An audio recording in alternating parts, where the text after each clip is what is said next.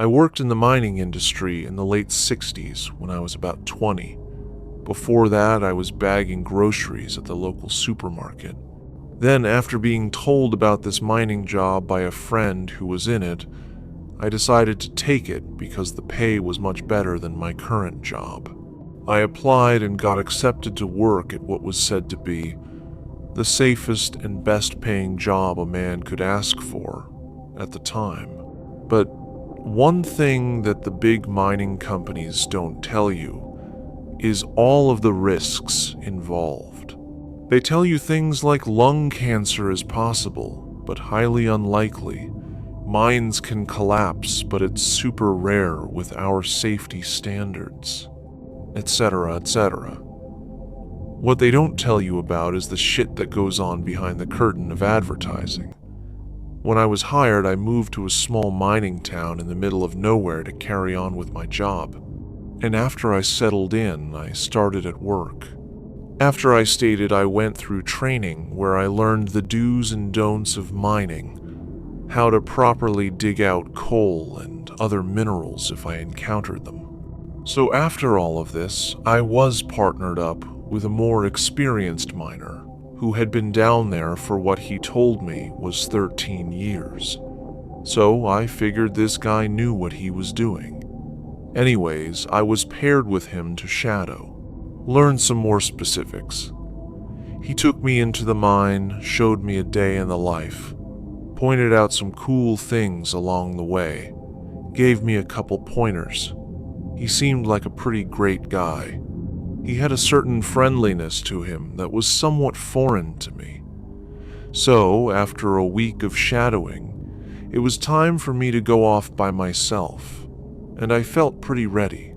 So we said our goodbyes, since I wouldn't be seeing him again, because that was his final week and he was moving to go live with his girlfriend or something like that. But right before we parted ways, he told me he forgot to tell me the two most important things to remember. Don't drink the water, and don't mine the black and orange stone. There was a certain look in his eyes, in his emotions, that scared me. I had never seen it before, it just felt off. Before I could ask him more, I had to run to catch the elevator down to the mines, so I wasn't late. I never did hear from him again. I thought about those words carefully for the next few weeks, as I would stare at the water dripping from stalactites in the oldest parts of the mines, wondering, does it make you hallucinate? Is it poisonous, or was the old guy just trying to scare me? I didn't know, and after a while didn't care. After about 2 years in the mines, I was fairly used to the routine. Get up at 4 a.m., get ready, go to work, clock in, work till noon, eat lunch, work till 6, go home, drink, and fall asleep. This routine never changed. Didn't have enough money to create a new routine, or not enough to change it. Nothing ever changed. Now, something I didn't explain was that while you were down there, you were assigned a group. Groups consisted of 5 people if no one was out sick, but on some days it could be just you if all of the others were out. But the company that employed us didn't care about our safety as long as it was just enough to pass the law. So on days where we only had 2 or 3 people, we would all mine right next to each other, and when one person found something, the others would leave one alone to mine it up while we looked for new resources. So on a day where we only had 3, we did just that. One person found a small pocket of coal and started going at it, and then another found another small chunk of coal in the wall. This left just me mining on my own. I went off to another area by myself to mine, just within earshot of each other. I went to work in this large open area, which seemed to be relatively untouched. It was quite beautiful, actually. A small stream of water flowed through it, and stalactite and stalagmites decorated the room. So I was going about my usual business, picking out a good spot to mine, and When I started, I noticed that the stone that I was chipping away at was somewhat loose. It wasn't very hard to break apart. Now, this wasn't an uncommon thing, so I went about it normally. But then as I got further and further into the wall, chipping away with my pickaxe, it got softer and softer, until it was soft as packed dirt. And then the strangest thing started to happen. It started to give of light. The stone was illuminated, very faintly, but I could see it. Then, as I chipped away, it got brighter and brighter until there was a black rock glowing orange. Now, when I say black, I mean really black. It was this strange shade of black that almost seemed blacker than pure black itself, like I was looking into an endless void. Now for the orange. The orange was the brightest shade of orange I had ever seen. It illuminated only some parts of the rock. Except every moment I looked at it, the darker it seemed to get. I had to figure out what this was. I needed to show the boss. So without any remembrance of the words my mentor had told me, I pulled my pickaxe back with all of my strength, and in one hit, the rock disintegrated into dust. Just like that. But at the exact same time, I heard what sounded like 100 tons of dynamite behind me, and when I looked back, the entrance to the room was caved in. After the mine collapsed, there was yelling for me, some for others. I wasn't sure what exactly had happened, but I did know that there had to be a link to the orange stuff. Actually, that term is quite boring. We just referred to it as Mineral X. Yes, I know, quite a common-sounding alienish name or whatever you want to call it, but that's what we called it. So anyways, I knew it had to be linked. I investigated while I waited for them to dig me out. I knew they would. I walked back over to the now disintegrated Mineral X and began to investigate. It was just a small orange pile of dust now, still glowing, but there was nothing left to draw a valid conclusion as to if it caused the explosion. So I just settled in and waited for my knight in shining armor to come. The first hour was fairly okay. I passed the time by taking in my surroundings, watching water drip from the stalactites, looking at patterns in the walls. This happened only an hour into the workday, so I wasn't that hungry, and I had my water on me, so I wasn't very thirsty. I knew they were coming for me, so I wasn't that worried. Around the third hour is when what happened started to sink in. I started thinking, really thinking. I played out the scenario over and over in my mind. I picked up my pickaxe, pulled it behind me, struck the stone broke, and about 2 seconds later the mine caved in. Over and over and over I played this, until I could recite it like a play that I had practiced for months. Hour 5-ish is when I started to get hungry. I still had a fair amount of water left. I had a 50 ounces bottle, and I had about half left, but I was so hungry. I had food in my bag, but not much, so I saved it. The hunger, it was bearable, but it was there. About 6 hours had passed, and I couldn't take it anymore. I had to eat. I needed to eat. So I ate both of my protein bars, and had what must have been 20 ounces of water to flush them down. I was now without food, and I still couldn't hear my peers coming. At 10 hours in, I ran out of water. So much for rationing. But it was okay. I knew they would be here to save me soon. Only an hour later, not only was I super thirsty, but I was very hungry and famished. I didn't know what to do. I had to fill up somehow. And then I thought back to that man, That stupid old man's words. Don't drink the water. I knew but it was so tempting. There was a constant sound of it rushing through the cave that taunted me. I couldn't bear it, but I knew I had to. What must have been 6 hours later, I had just woken up from what little sleep I tried to achieve. It was hard to fall asleep in that state, but when I woke up, I had the driest mouth ever. I couldn't produce saliva or anything, and my stomach must have been shrinking from the emptiness. So I had to do it. I had to drink the water. As I slowly approached the stream running through the cave, I thought what would happen. Would I become ill and die? Would I go crazy? Would I become possessed and kill my friends? That was a thought I had for a second, but I knew it couldn't be true.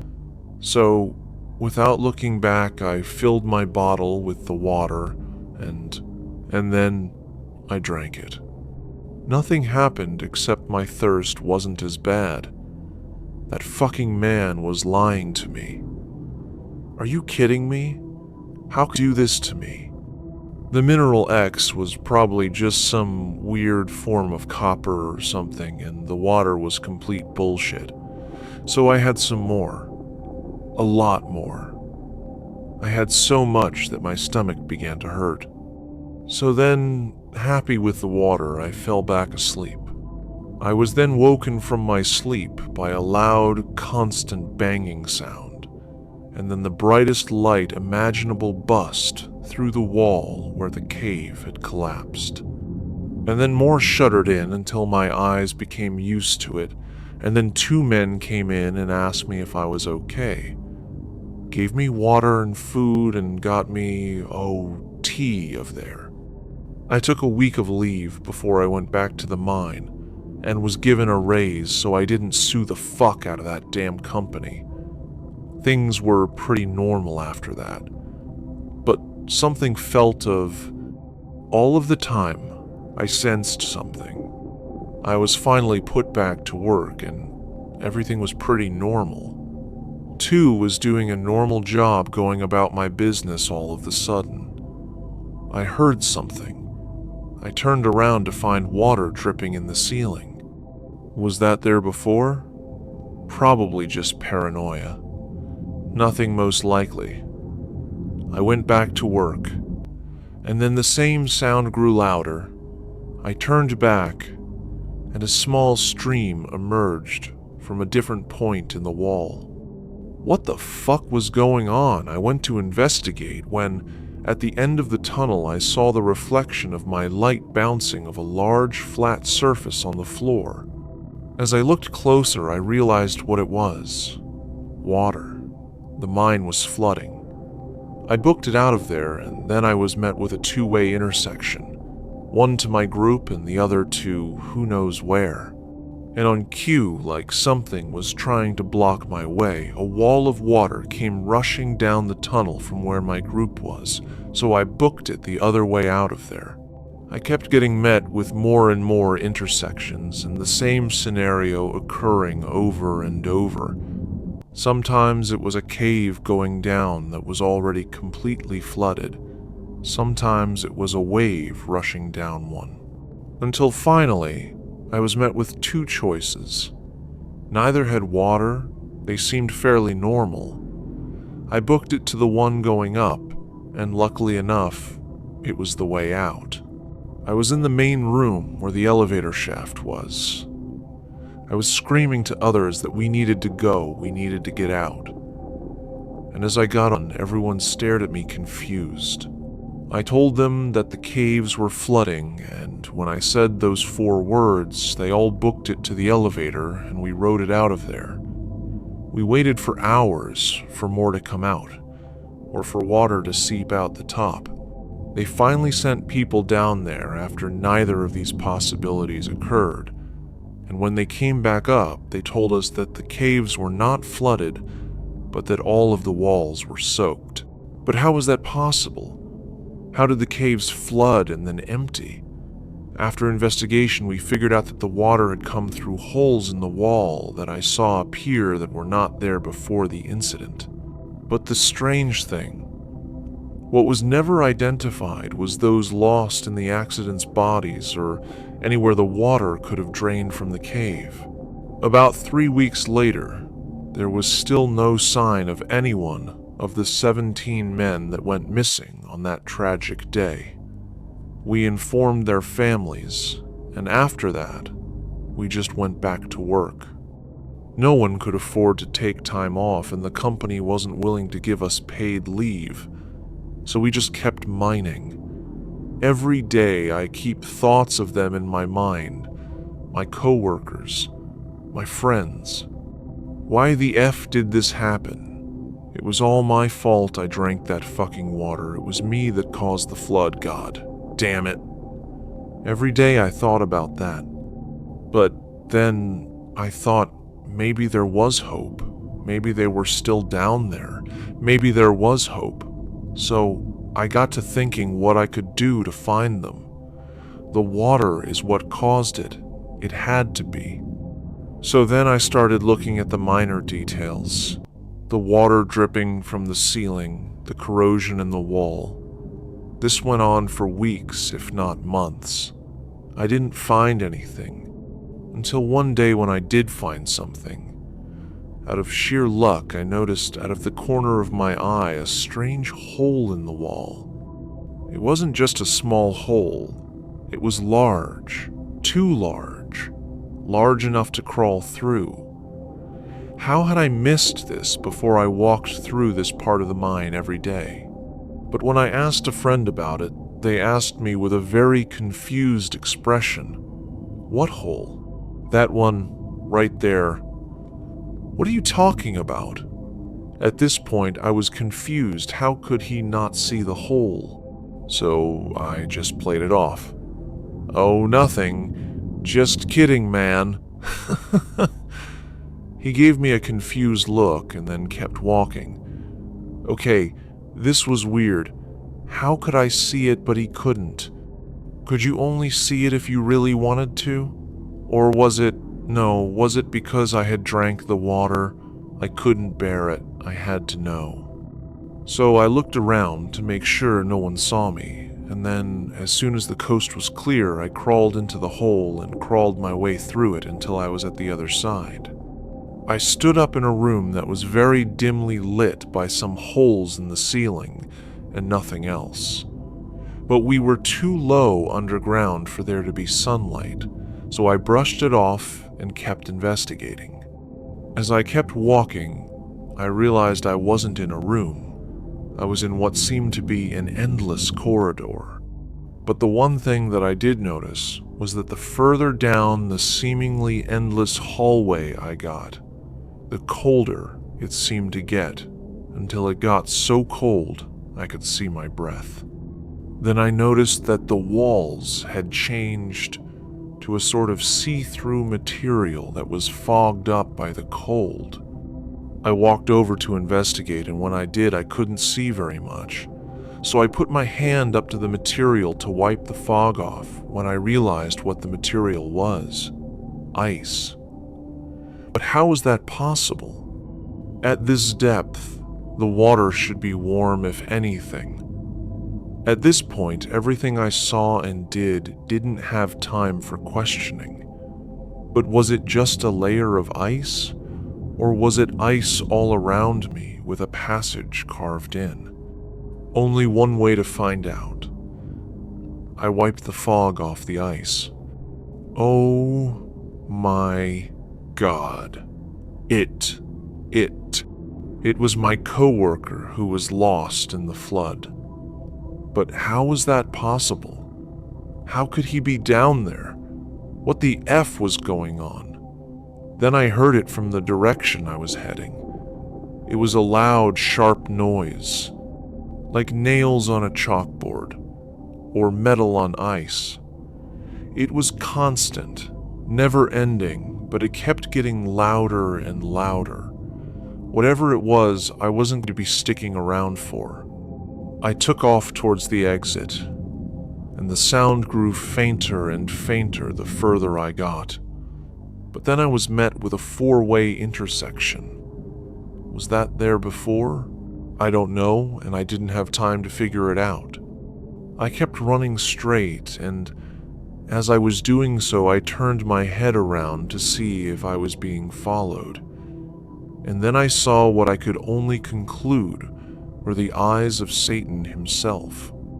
I can't say for certain, but they were orange and looked like they were on fire. I got to the end of the tunnel and slid into the hole and out the other side. But when I turned back, there wasn't a hole anymore. What the actual F?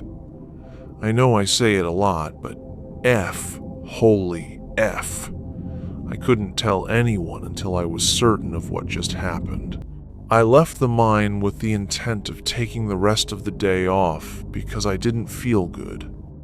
I got to the main room and walked up to the manager and told him I didn't feel good and would like to take the rest of the day off. He was quiet for a second before bombarding me with questions. Oh my God, are you okay? Where have you been? What happened? What? What was he talking about? I said, What? What's going on? He gave me a confused look and then kept asking questions. I stopped him again and asked why I wouldn't be okay. He then said, Why wouldn't you be okay? You've been gone for 3 weeks. What? What was he talking about? Oh God, when I was in there, did that room speed up time? I told him everything, and he gave me this confused look. I took him to the hole, and when we got there, the hole was gone. To this day, we haven't found them. My manager gave me a confused look. I kept talking at supersonic speed, but then he told me to shut up, and so long as you work here, never tell anyone. He walked off, leaving me in the room, dazed and confused as ever.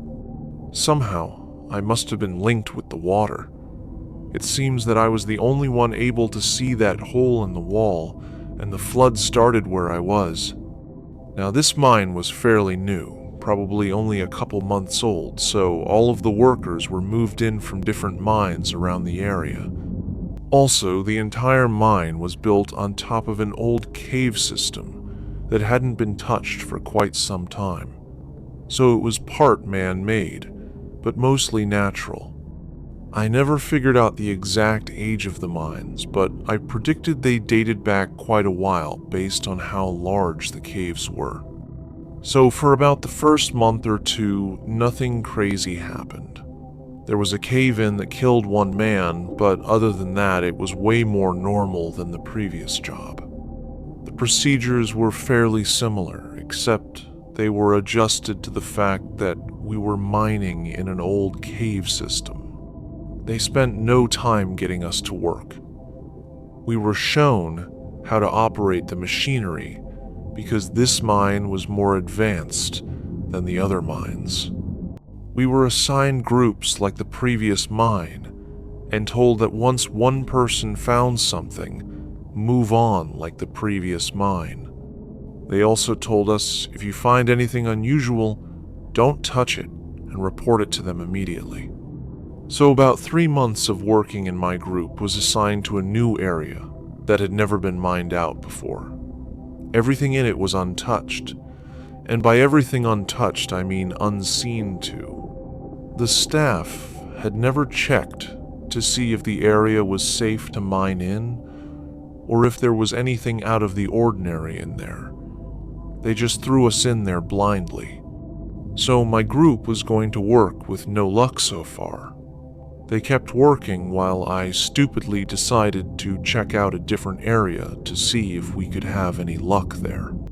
Now keep in mind this was against procedure by a mile, and if they found out I was doing this, I would be fired. So I was checking it out when I discovered some cave carvings which appeared to be very old. But they were not normal carvings that you would find in a normal cave. No, they looked demonic. They had a certain vibe to them. Wow, they were out there. It's a bad example, but they were in this style. Okay, I'm not going to touch these. I'm going to go report them right now like they told us to. I turned around and ran right into a stalactite. It hurt a lot. I opened up my forehead and blood was gushing everywhere. I began to pull out my first aid kit to patch up my forehead when all of a sudden the carvings started glowing. This is not good. I looked where the blood had hit the floor, and it was gone. But there was a glowing outline right where it landed. I had to get out of there. I patched myself up and put my kit away, but when I stood up to walk out, there was a man standing right in the doorway. He was dressed in all black. I couldn't make much out, but I knew he was staring at me. How did he get down here? He shouldn't be here.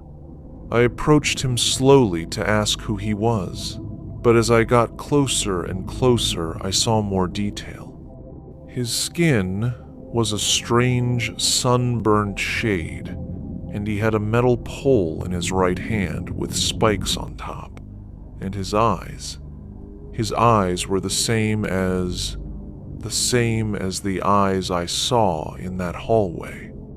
I backed up, scared for my life, and he or she started to approach me. I then had nothing but a wall behind me and nowhere else to go. I leaned up on the wall, and it burnt the shit out of me. The wall was hot as boiled water. Then it got right in my face. Its face was all contorted and twisted up. He had scars like nothing I had ever seen before, and his eyes stopped glowing and became black as Mineral X. I understand now.